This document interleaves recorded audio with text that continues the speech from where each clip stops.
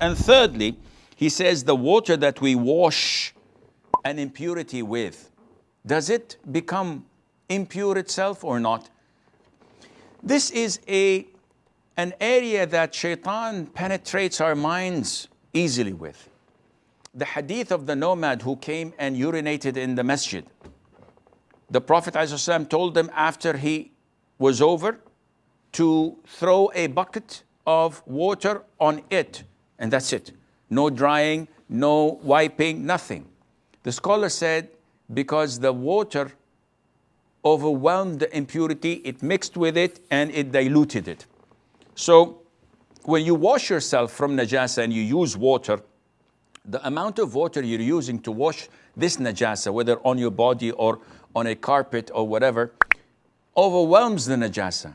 So if there's a spot on the carpet that a child urinated in, and I can see it, I pour on it water to overwhelm it, then I can dry it, I can suck it with a special hoover that is for liquids or whatever, and that does the job.